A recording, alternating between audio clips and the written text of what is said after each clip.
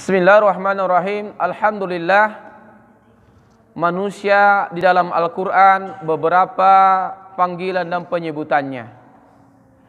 Kadang disebut al-insan. Ketika disebut al-insan, berarti itu menunjukkan potensi baik dan sifat buruk.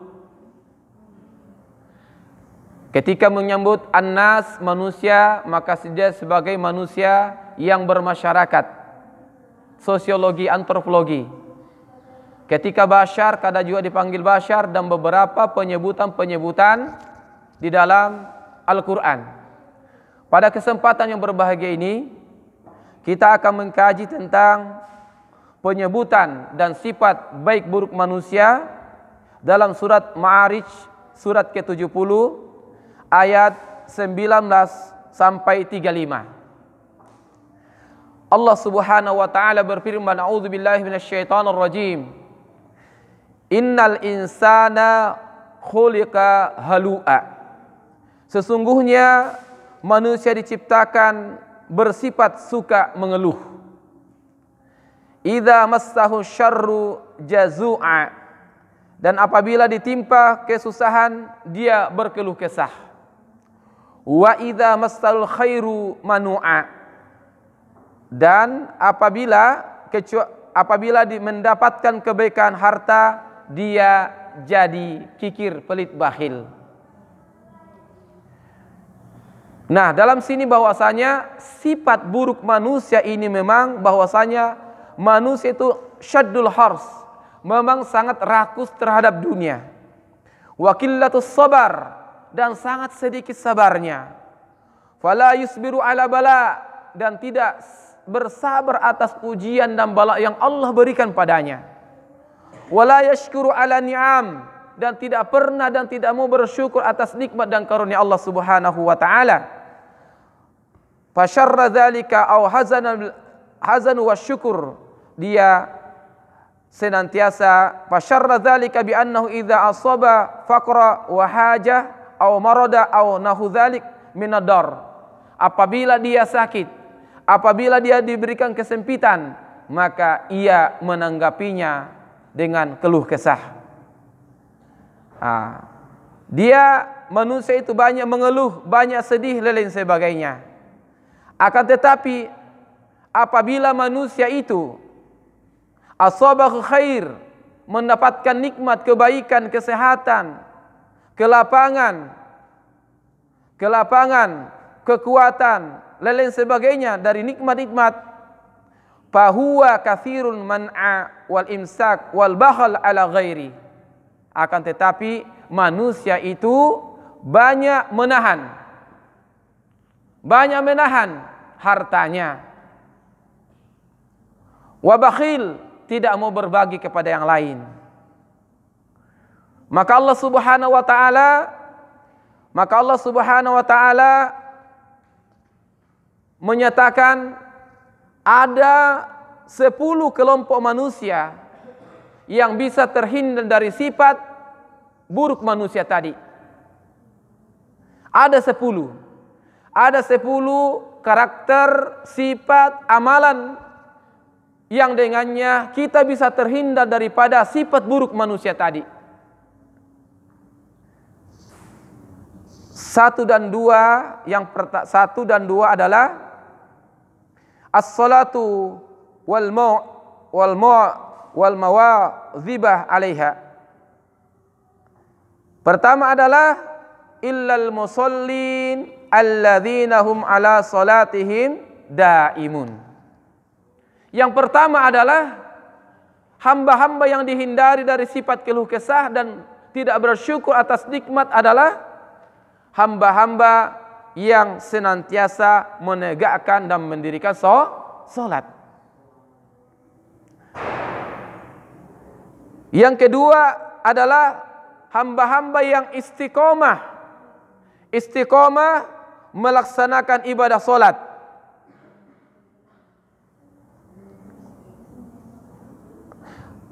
Yuhafizuna ala awqatihin wa wajibatiha. Hamba-hamba yang senantiasa menjaga waktu-waktu salat, as-salatu ala waqtiha, menjaga syarat dan rukun dalam melaksanakan solat, maka itulah hamba-hamba dan tidak sama sekali meninggalkan solat. Tidak kesibukan dunianya tidak menjadikan ia meninggalkan solat, lambat solat dan lain sebagainya. Inilah sifat yang nomor 1 dan 2 yang dapat menghindarkan kita dari sifat buruk manusia tadi. Apa sifat buruk manusia tadi? Kalau mendapatkan nikmat, apa? Bakhil dan kikir. Dan kalau mendapatkan ujian dan cobaan, berkeluh kesah. Masya Allah. Jadi salat adalah ukuran ibadah dan konsistensi melakukan adalah bentuk kesempurnaan daripada ibadah tersebut. Selanjutnya, yang ketiga, ada zakah wal wajibat maliyah walladzina fi amwalihim haqqum ma'lum lis-sa'ili wal mahrum. Orang-orang yang mengeluarkan hak-hak 2,5% dalam hartanya ia keluarkan. Untuk siapa? Untuk orang lis-sa'ili wal mahrum. Jadi orang-orang yang memiliki kecerdasan finansial. Kecerdasan finansial dimaksud adalah mampu dan dapat berbisnis, mencari harta dengan baik, yang halal dan sebagainya. Tapi ia tidak melupakan zakat. Dia juga memiliki kecerdasan dalam distribusi, kepekaan dalam distribusi. Tidak hanya orang-orang yang minta yang ia kasih, memberikan proposal yang ia kasih, tetapi dia tahu juga ada orang-orang yang menjaga iffah dan wibawanya. Sebenarnya ia butuh, sebenarnya ia masaki wal fuqara, tetapi menjaga wibawanya sehingga tidak meminta-minta. Orang yang cerdas dalam finansial ini adalah dia mengetahui, maka ia datangi ngasih orang-orang lis-sa'il wal mahrum, orang-orang yang langsung minta dan orang-orang yang dia butuh tetapi tidak minta, berhak ia dapat tetapi dia tidak minta demi menjaga kehormatannya. Maka ini juga ia kasih. Nah, oleh karena itu terkait dengan puasa ini, maka orang yang cerdas adalah finansial adalah orang yang bersegera mengeluarkan zakat fitrahnya, zakat malnya, dan karena itu kewajiban. Dan kalau dia menjadi mau mulia, maka ia harus tambah dengan infak dan sedekah. Karena as-sadaqatu burhan, sedekah itu adalah bukti keimanan. Karena zakat kewajiban, tetapi bukti keimanan yang lebih kuat dan lebih tinggi lagi adalah mengeluarkan infak dan sedekah. Walladzina yusaddiquna biyaumiddin. Jadi orang-orang yang percaya dengan hari kiamat itulah orang-orang yang mudah mengeluarkan zakat. Karena balasan zakat itu adalah fid dunya wal akhirat. Dan keempat,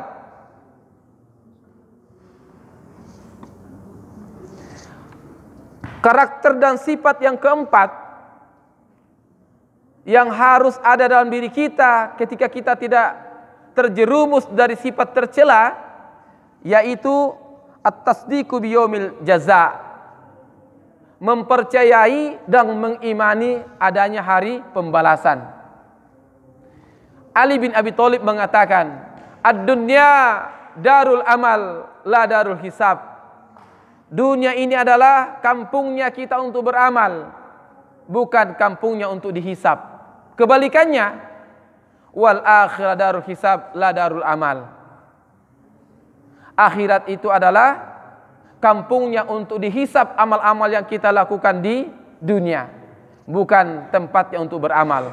Oleh karena itu, orang ciri keempat adalah awalladzina yusaddiquna biyaumiddin, orang-orang yang meyakini tentang hari kiamat, meyakini ada hisab, mizan, sirat, dan lain sebagainya. Oleh karena itu, orang yang kuat hikmah daripada keimanan kepada yaumil akhir adalah memotivasi kita untuk terus beramal dengan ikhlas, karena kita yakin bahwasanya balasan amal itu tidak selamanya di dunia semua, tetapi bagi orang mukmin adalah balasan itu sesungguhnya di yaumil akhirat nanti. Jadi ciri keempat adalah walladzina yusaddiquna biyaumiddin, orang-orang yang meyakini akan pembalasan, hisab, mizan di yaumil akhir.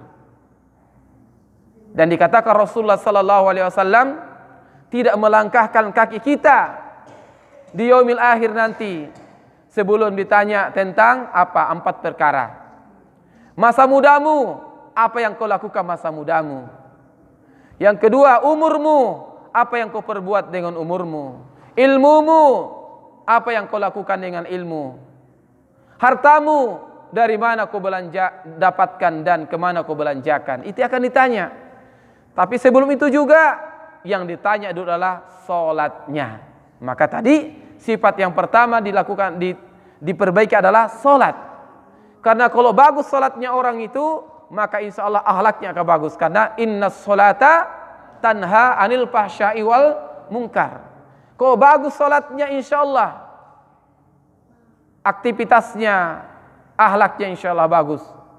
Kita jadi salat itu barometer ukuran, indikator. Kalau bagus salat kita, insya Allah. Kalau sudah lambat, maka kita juga kadang lambat pada aktivitas yang lain. Oleh karena itu, yang keempat, khauf min azabillah, takut akan azab Allah Subhanahu wa taala. Walladzina hum min azabi rabbihim musyfiqun, inna azab rabbihim ghairu ma'mun. Masya Allah. Jadi orang-orang yang takut terhadap azab Tuhannya, sesungguhnya terhadap azab Tuhan mereka tidak ada seorang yang merasa aman dari kedatangannya. Adakah kita merasa aman dari azab Allah Subhanahu wa taala? Corona adalah azab. Adakah di antara kita manusia di kolom langit sekarang yang tidak takut dengan corona? Takut semua. Tiba-tiba gunung gede, gunung Pangrango, Allah keluarkan lahar, apakah kita tidak takut? Itu baru azab di dunia. Bagaimana nanti azab di akhirat? Maka orang beriman adalah orang yang khaifuna wa juluduhum min azabillah, orang-orang yang hatinya takut dan kulitnya merinding takut terhadap azab Allah Subhanahu wa taala. Ia takut kalau meninggalkan kewajiban. Ia takut kalau kurang-kurang dalam melaksanakan amal soleh. Oleh karena itu, orang yang aman daripada, tidak ada orang yang bisa merasa aman daripada azab Allah Subhanahu wa taala. Oleh karena itu Allah Subhanahu wa taala berfirman, alladzina idza dzukirallahu wajilat qulubuhum. Apabila disebut nama Allah Subhanahu wa taala, menggetar apa? Menggetar hati mereka. Menggetar.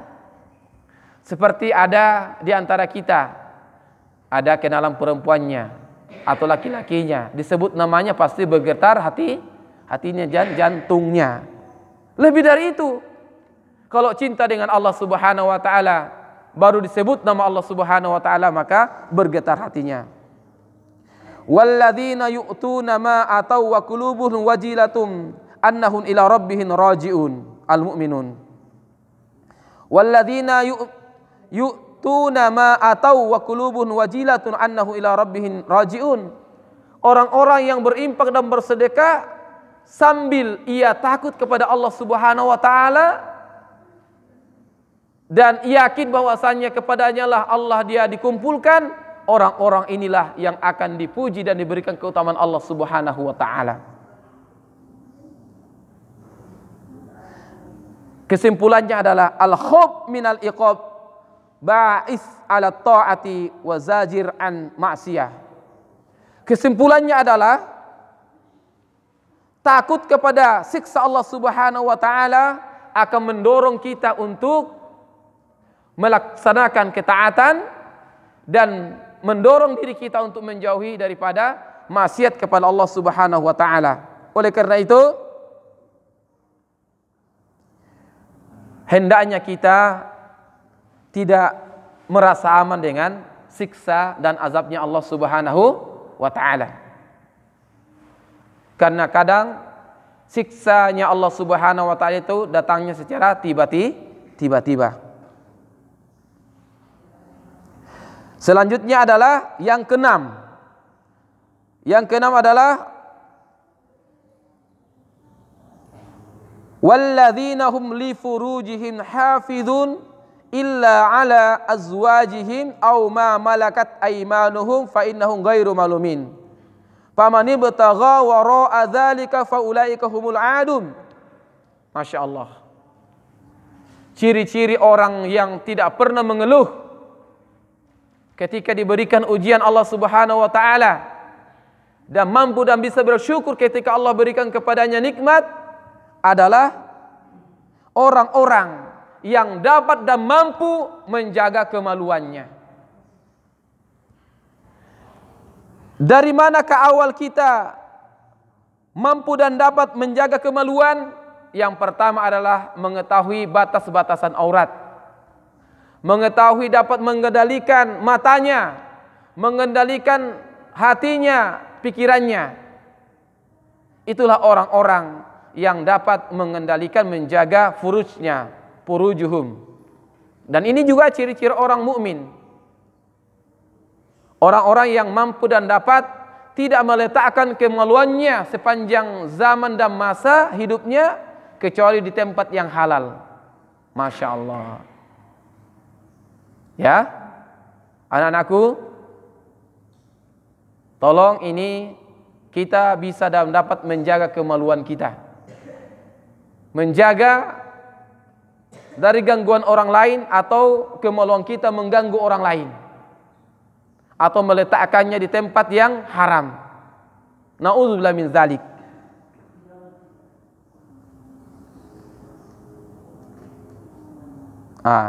Oleh karena itu, onani itu dalam fikih itu dilarang juga. Apalagi dalam puasa ini, makanya jangan baca buku bacaan atau menonton hal-hal yang dapat membatalkan, yang sesuatu yang dapat mengeluarkan air madhi mani kita, karena itu akan membatalkan puasa. Kecuali mimpi dalam keadaan tidak sadar, itu tidak apa-apa. Walladzina hum li furujihim hafizun. Masya Allah. Ke-7 dan ke-8. Walladzina hum li amanatihim wa ahdihim ra'un. Itu orang-orang yang dapat memelihara amanat dan janji-janjinya. Masya Allah. Hidup ini adalah amanat. Kita belajar di sini adalah amanat. Dan banyak sekali amanat-amanat dari Allah dan dari manusia yang kita emban. Maka kalau kita mampu melaksanakan dan memegang amanah, la dina liman la amanatalah. Tidak ada agama bagi orang yang tidak dapat mampu memikul amanat-amanatnya. Dan kemudian adalah orang-orang yang dapat dan bisa menempati janjinya. Kita dengan Allah Subhanahu wa taala ada ikatan janji. Ketika Allah Subhanahu wa taala mengatakan, "Alastu bi rabbikum?" Qalu bala syahidna. Oleh karena itu, raditu billahi rabba wa bil islami dina. Itu adalah janji. Atau kita mengatakan, Allahumma anta rabbi la ilaha illa anta khalaqtani wa ana abduk wa ana ala ahdik wa wa'dika mastata'tum. Itu adalah janji kita dengan Allah Subhanahu wa taala. Kalau kita dapat dan bisa menempati janji, maka kita termasuk orang-orang yang dihindari daripada sifat-sifat buruk manusia, yaitu berkeluh kesah, sedih ketika diuji Allah Subhanahu wa taala, tidak bersyukur ketika diberikan nikmat Allah Subhanahu wa taala. Selanjutnya adalah sifat ke-9 adalah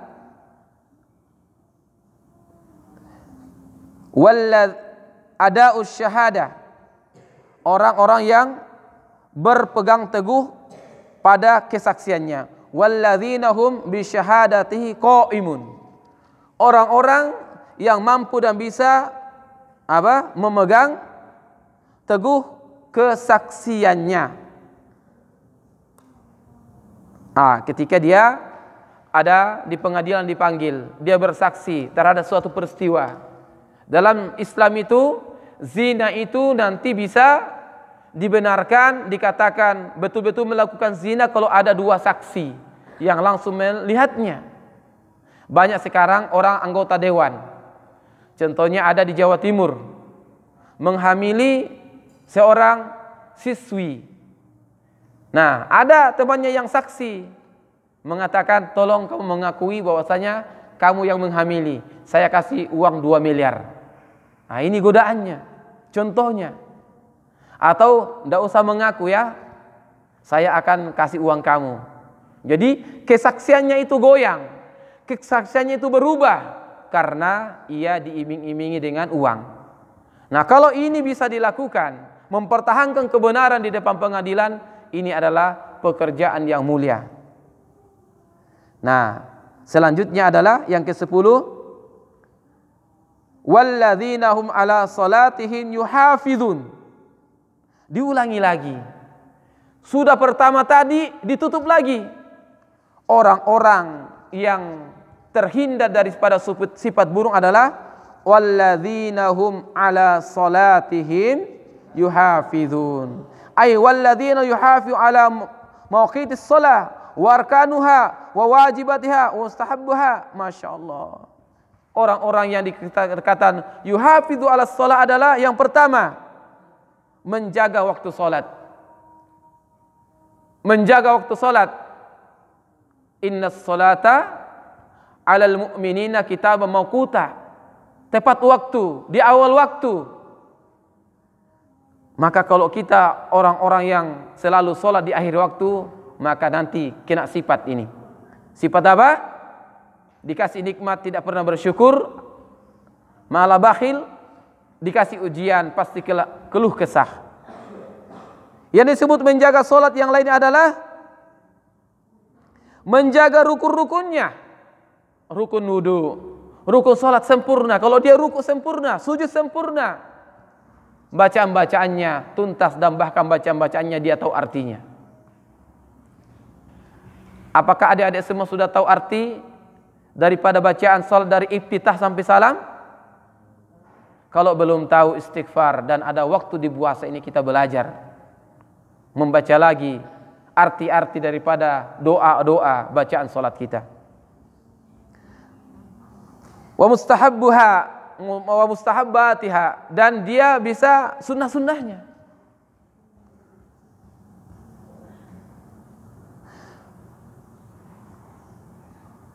Kemudian yang disebut menjaga solat adalah tidak sibuk. Kesibukannya tidak menjadikan ia lalai daripada melaksanakan solat.